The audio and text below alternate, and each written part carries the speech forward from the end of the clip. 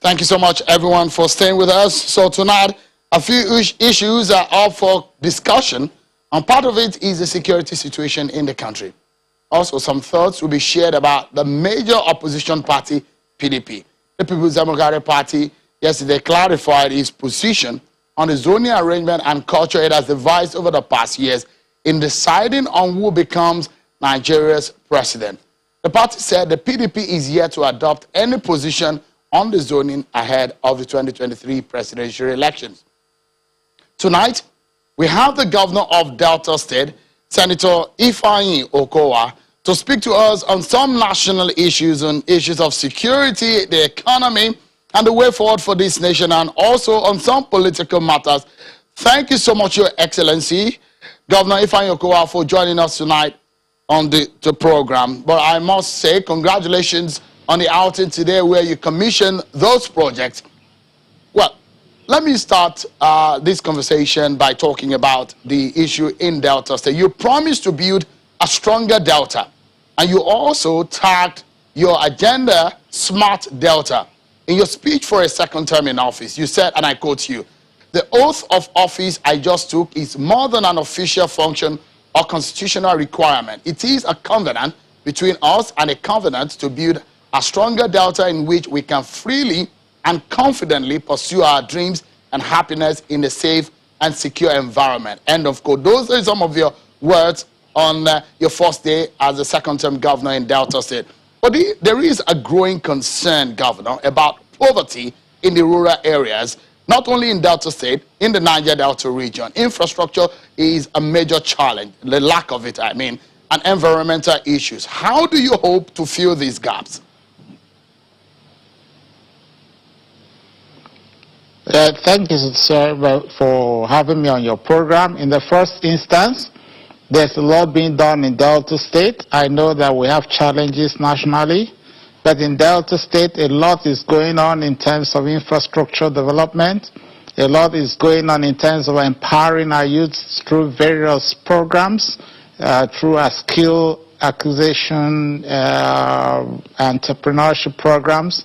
And a lot is going on in the education sector, in the health sector in Delta State. So we're doing quite a lot. If you watch the poverty index, you find that Delta State is very well placed in terms of one of the states that has reduced poverty as much as is feasible within the economic space that we have in the country today. If you watch the infrastructure development in terms of road development, development of schools, rebuilding of our hospitals, and the health insurance scheme that is being run by Delta State, it tests quite a lot. And now we're taking a bold step to even upgrade some of our higher institutions to universities, to create greater space for our children to be able to find their dreams and to be able to live to their dreams. So a lot is truly going on in trying to address issues of poverty, which is very important. We have had a lot of programs being set up. First is the YAGEP program, the Youth Agriculture Entrepreneurship Program, and then the Skills Training Entrepreneurship Program. We've graduated a lot of youths who are currently entrepreneurs, because we take them to start, we provide everything, and we monitor and mentor them to succeed. We have started special programs through the youth ministry. What's called the Rural Youth Skills Acquisition Program is ongoing. We are graduating the first set of people next week, 776 youths, and we are going to provide them with starter packs and help them to continue to monitor and mentor them to success stories. Just last week here, one of our leaders, the former Senate President Okowa Saraki, was here at the graduation ceremony of 437 girl child entrepreneurs who have been trained and have been started with their starter packs now. And these people, the beauty of it is not just providing the training and the starter pack. We continue to follow them until they become success stories. Several thousands of these people have been trained, and that's why in the last poverty index, you find that Delta State is rated very high among the states that have actually actually try to bridge the gap and ensure that a lot of people are leaving the poverty bracket. We have so many other programs that is impacting strongly on our youths.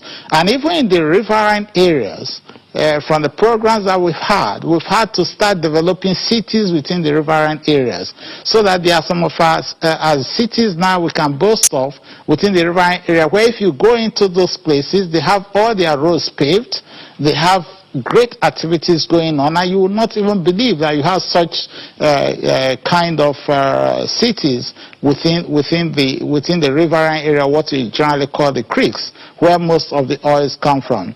If you go to places like Burutu town, if you go to places like Okowa, you go to Gulaha, you go to Kurutie, you go to now Benekuku, then you go to Ibori. A lot is happening in all those places. We've even had to construct a 19.8 kilometer road in the riverine. It was commissioned by Mr. Vice President, connecting 4 different villages that truly house oil facilities in the nation. It's quite a lot that is being done. And it's not just the road development. We're providing them with schools, we're providing them with health insurance, and a lot is truly going on. Because, I mean, one of the things that you also promised is the attention that you're going to pay to the rural areas and the issues of jobs, because the joblessness is in the past caused restiveness in the Niger Delta. But you've touched on that. But one major thing right now on the minds of a lot of Deltans, especially those who are living in some vulnerable areas, the rains are here, and in the past we've seen floods sweeping away communities. What are the hopes of those who are vulnerable in that area? Have you started thinking about how to rescue and make sure that flood this time around will not cause devastation in some Delta State communities? Yeah, that is a very disturbing problem. It's not a problem that is limited to Delta State, because what we continue to see in our nation today is that there's a lot of rainfall coming in. But more importantly, by the time you have, our waters connect beyond this nation, and we have dams. And when dams are released in the countries that are neighboring to us, there's a lot of water flow, and everything goes down to settle down the Delta area. So that is quite an issue.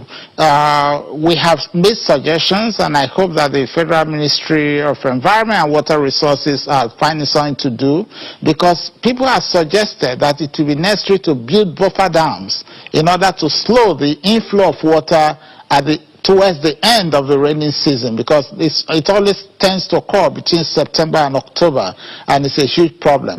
We're doing the best that we can as a state, but until the buffer dams are constructed and some other mitigating steps are taken at the federal level, we may not be able to address the solutions directly. So what we do is an indirect address to some of the things going on by trying to open up the creeks so that we don't have siltation. Then the waters can now find a way of redistributing themselves. Unfortunately, the river Niger is also heavily silted. There's a need to dredge the Niger after a proper EIA is conducted, so that with the dredging of the Niger, then it can hold more water and will not have the flooding that is going on. But as a state, within the city areas, we've tried to construct a lot of drains to help convey water, flood water, the way it ought to be done, like what we call the storm water that we normally have. Within the Asaba area, we've done quite a lot. That's the capital. We are now also looking into the Warri area, and we have started the projects in the Warri area to help drain those places. But for the villages that are on the banks of the river, it's still quite a problem, because what we actually need in that circumstance is to ensure that the river Niger itself holds more water and the fact that there are buffer dams constructed in such a way that the release of water from the Cameroons and the rest is such that it does not come as a bang on us. It has to be something that is released bit by bit. But unfortunately, those dams have not been constructed. There's been a lot of discourse around it, but I think that the Ministry of Water Resources is doing something, and I hope that they're able to come out with a solution, because until we have that mitigating program to attend to that, we are definitely going to keep on suffering, not because of the rainfall that is within Delta, but because of the excess water that is thrown off from the dams, that releases a lot of water into our state, which we do not have direct control over. Let me stay a bit more on the issues concerning Delta State. This is perhaps a growing concern, politically speaking. The federal government announced the return of a 4.2 billion pounds Ibori loot, but it will be earmarked for some federal government projects. Some Deltans and lawyers have argued that such funds should be plowed for projects for Delta people. What is your government doing to bring home those monies? Okay, in the first instance, just to correct the figure, is 4.2 million. 4.2 million pounds, not 4.2 billion, as you say, it's 4.2 million pounds. Yes, we've seen that. I listened to members of the House of Rep, represent Delta State. They took a motion which was passed, and that has been communicated. But on our own part, I've spoken with the Attorney General of the Federation. My Attorney General went to have a meeting with him. I think that we are working, and we are likely to come on the same page. We have written a formal letter of protest to Mr. President, which we have also copied the office of the Attorney General. You see, many people will possibly want to see me shout about those things, but I believe in going through a bureaucratic process, and many times we have had successes through that. I believe that ours is to convince the federal government for them to know that actually that money ought to be returned to Delta, or if it's not going to be returned directly to Delta, it must be spent on projects that are within Delta. Otherwise, the people of Delta will feel cheated. So we have approached it in a manner that we think is right, by formally having a meeting, and then we have now put a position on paper and written to Mr. President, and we have made two critical suggestions. Return the money for us to apply to projects that we feel will be right, but in that same letter we have also communicated, because we have seen the MOU that is signed with the British government, and we feel that we needed to approach it in this smart manner for us to be able to get the results. We have also put in that letter projects as an alternate that they can directly release the money to. And those projects we know are quite beneficial to Delta State. So any of the projects that we have suggested to them, we expect that they can, in the alternative, they cannot directly send the money to us because of the situation concerning the MOUs that they signed, that they should assign those monies directly to the contractors who are executing these projects that we have clearly stated on the paper and communicated to Mr. President. I believe we are going to get results. Are you afraid that maybe, because we understand that this is just some part of a larger funds that is yet to come, and based on the agreement and the talks with the federal government and the UK government, we might be seeing some more money is being repatriated to the country. Are you afraid that Delta State might not be able to benefit directly from this 4.2 million, which we expect that by now it should be back into the country, because we understand that it was supposed to take 2 weeks before it gets into the country because of the agreement signed with the UK government?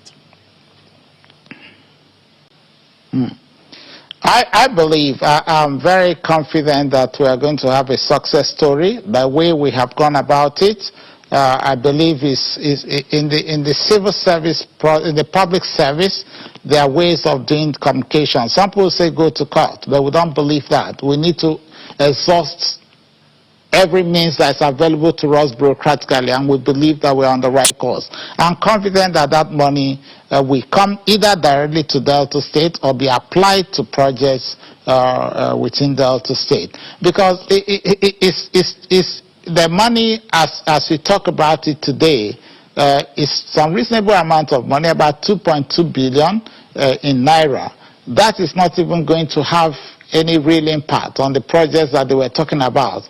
But the projects that were suggested to them in Delta State, I believe that they put 2 billion inside. It is something that is going to be creating some reasonable impact in the projects that will affect the lives of the people. And if there's any further money being repatriated, we will stay on course through dialogue, through the bureaucratic processes available to us, to ensure that we get our funds directly to Delta or directly to projects in Delta states.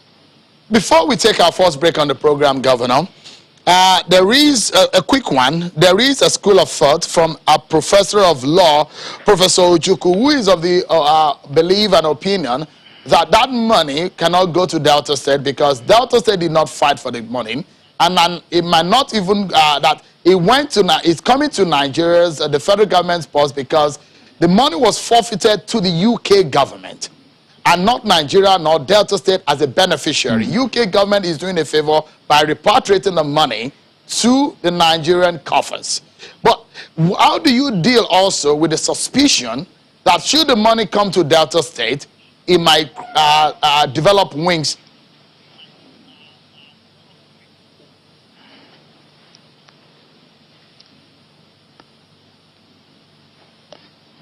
In the first instance, I'm not a lawyer, so I'm not going to join issues with Professor Ojukwu, but I do know that if the money was forfeited to the UK government and the UK government has decided to repatriate the money to Nigeria, we thank them for it. But in the same manner, the relationship created between the two governments of UK and Nigeria, we also expect that the Nigerian government will also do the same thing by being magnanimous to return the money back to source, which is Delta State. And as we said, we have made two suggestions. Return the money directly to us or apply it directly to projects that we feel are of importance that are in Delta State so that Deltans can directly benefit from the repatriated funds. And I don't think anybody can fault that line. So that's the issue. The other issue that if the money comes back to Delta State to develop wings, I don't know how monies can develop wings anyway. That is why we have directly put down projects, free projects where these monies can directly be applied to in such a manner that it is something that you can investigate. Any of the three that they choose, pay the money directly to the contractors, come and see the level of work. The three projects we suggested, work is already being done on those projects, but we are finding it difficult to quickly complete those projects. So if that 2.2 billion is applied to these projects, it will help us scale the percentage of completion, and by the grace of God, I believe that we'll be able to deliver those projects next year. It's not hidden. The projects are the Ughelli-Asaba Road. We have the Sector C, what we call the Sector C1 and C2. Then we also have the Warri Drainage Project, Warri and Uwe drainage projects, where we have already mobilized the contractors. They are working very hard. I recently inspected the project. But if that money is applied to it, then definitely the speed of work by the contractors would increase. And the flooding that we have in Warri and Uwe local governments, Warri South and Uwe, will become a thing of the past in no distant time. Right. So we do believe that the monies will be applied appropriately. Let's take a breather, Governor.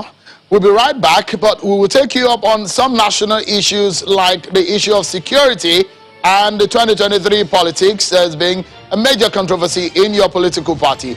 Everyone, we'll be right back in a moment. Join us again. Welcome back, everyone, to the program. Let's get back to the conversation with Governor Ifeanyi Okowa, the Governor of Delta State. Thank you so much, Your Excellency, Governor of Delta State, for coming on the show tonight. Perhaps on a final note on that issue of the Ibori loot is a question of what would you do should the federal government refuse your offer or your request?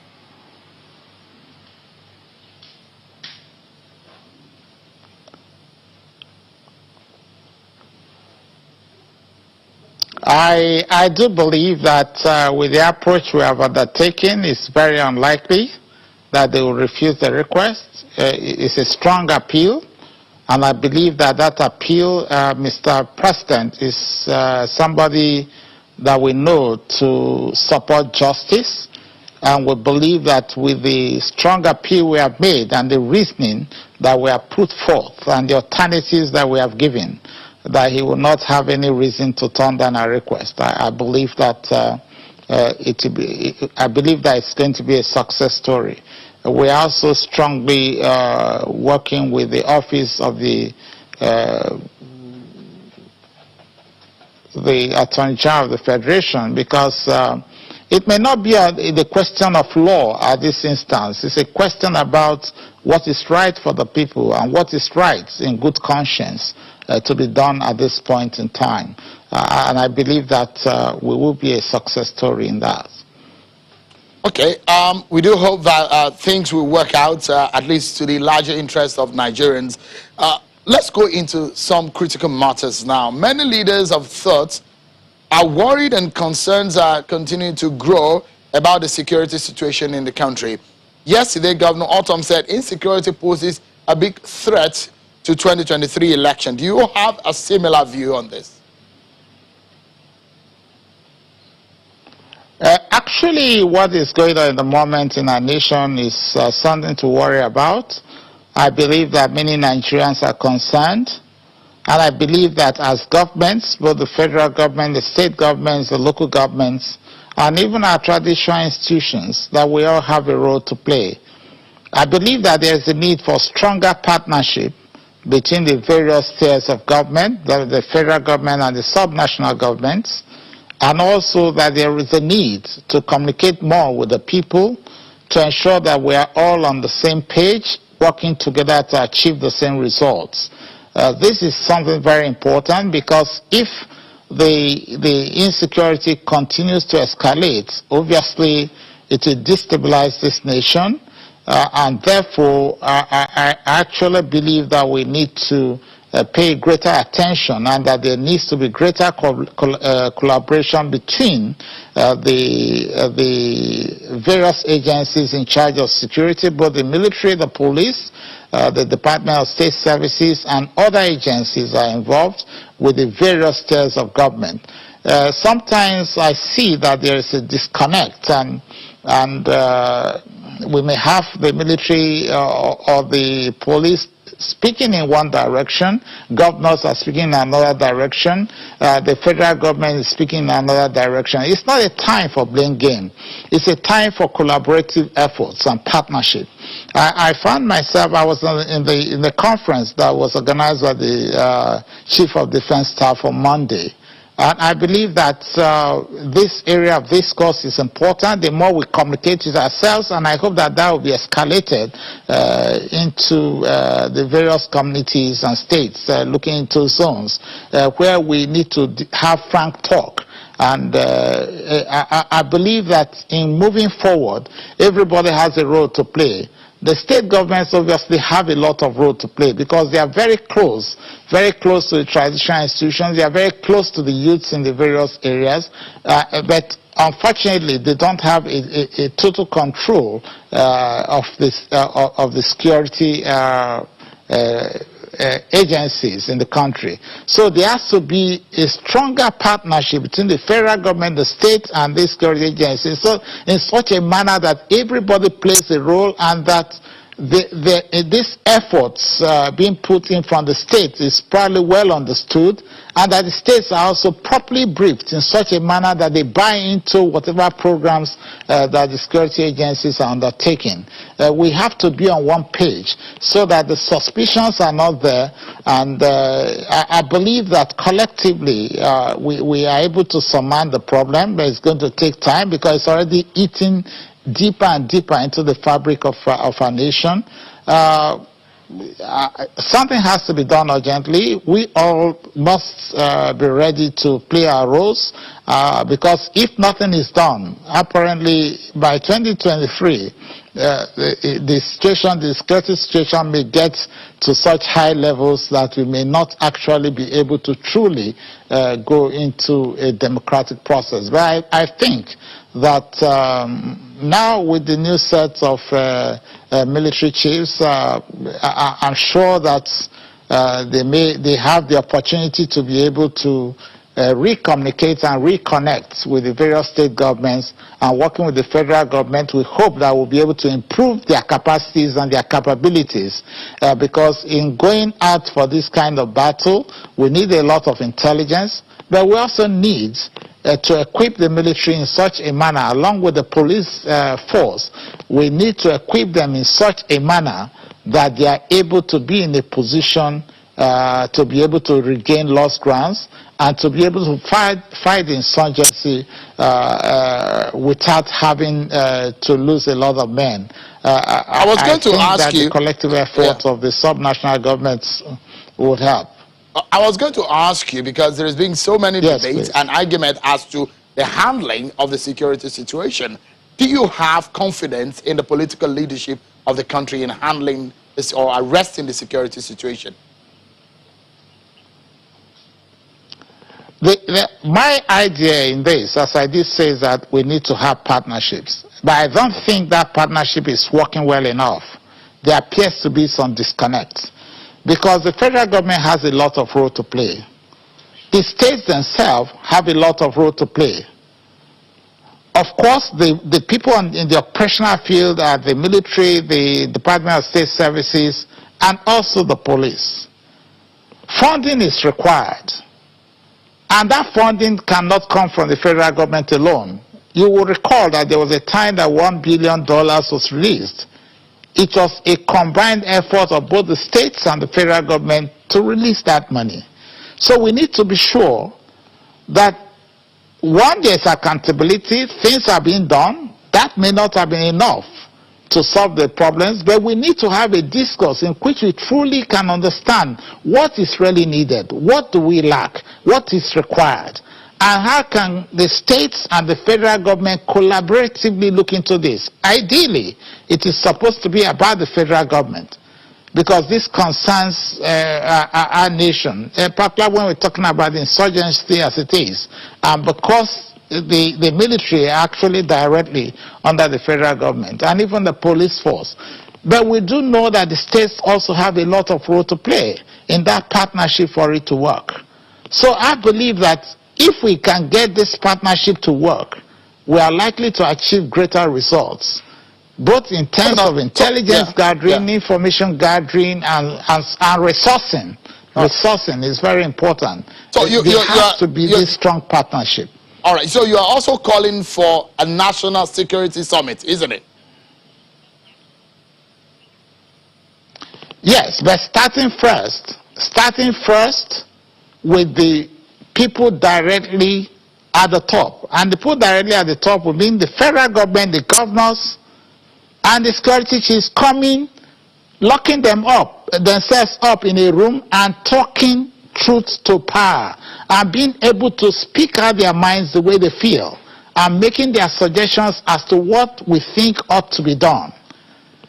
We do not have to come out in the newspapers to begin to talk, because we'll be discouraging our people.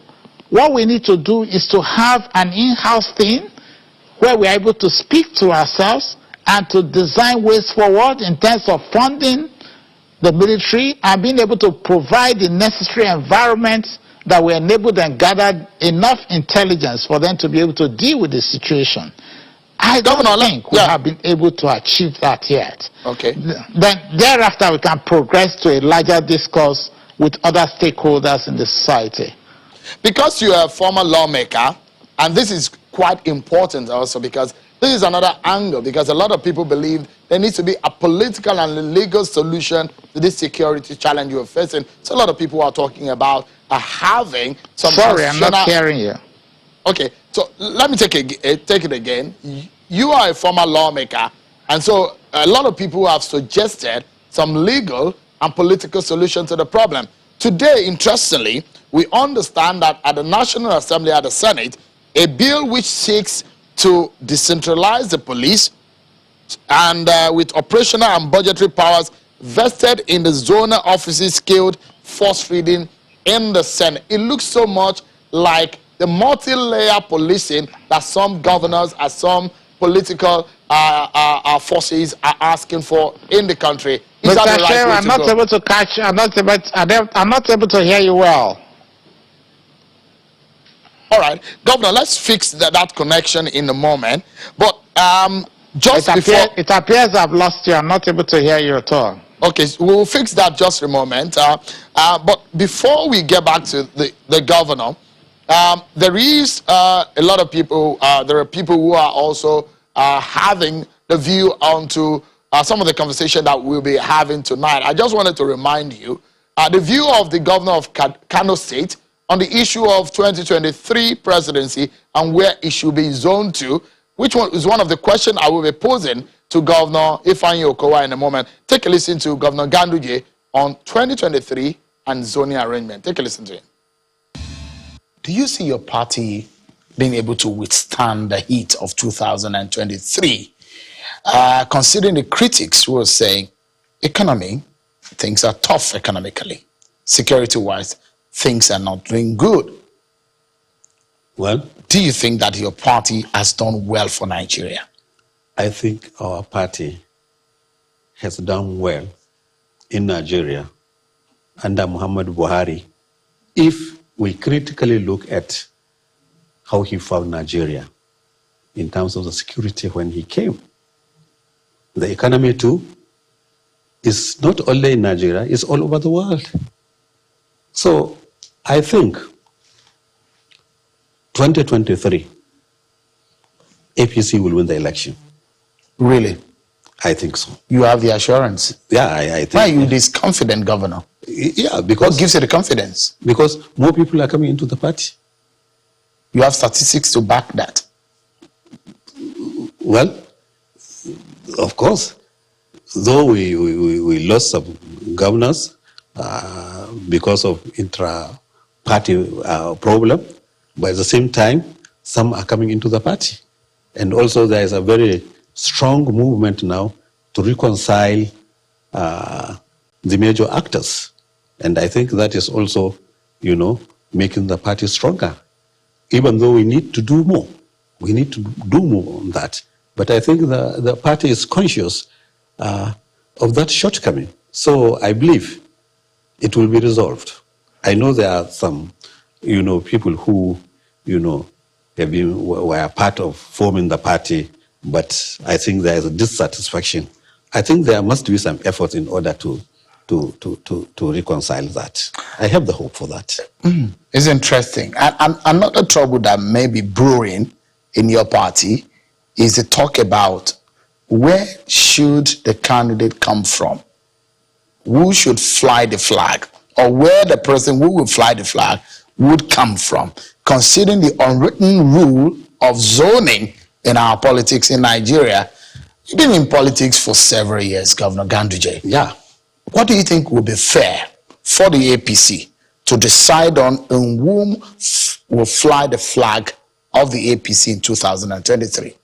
Well, I think that is a matter of the party. But all what I know, the zoning system, even though it is not in the Constitution of the Federal Republic of Nigeria, but it's a strategy for winning election. So every party has developed a strategy for winning the election. We understand now that we have Governor Ifeanyi Okowa back and he can hear us. But I think we need to conclude the conversation. And I'd like you to touch on the issue of internal politics in your political party, PDP. The proposition to throw open the zoning arrangement in your party ahead of 2023 has thrown up a lot of debate and disagreements in your party. Would it be fair to throw it open? If not, where do you think it would be fair to zone the 2023 presidency to? In the first instance, a committee was set up by the party, which is the right thing, and they came up with their suggestions, their recommendations. We expect that very soon the national chairman will call the National Working Committee, not the National Working Committee, they will call the National Executive Council, and will sit and debate on the report that has been submitted by the Bola Mohammed-led committee. I believe that at the end of the meeting of the National Executive Council of the party, we'll be able to take decisions. But for me, I do not fault any decision of the Bola Mohammed-led committee at the moment. People who argue that the presidency should come to the north, some would also argue that it should come to the south. Some are actually asking that they should streamline it and take it to a particular zone or to particular zones. Would realize that there are different levels of argument, but we also do understand that as at today, Nigeria is in a very difficult situation. So sometimes the issue of merit, the issue of the possibility of throwing up the best in the party is something that is also of great importance, while not neglecting the fact that some people may feel marginalized thus far in the Nigerian equation. But these are all the things we are going to throw up at the level of the National Executive Council of the People's Democratic Party, and collectively we'll be able to take the right decisions at the right time. Well, I must sincerely thank you, Senator Ifeanyi Okowa, Executive Governor of Delta State. Thank you indeed for joining us tonight and talking to us.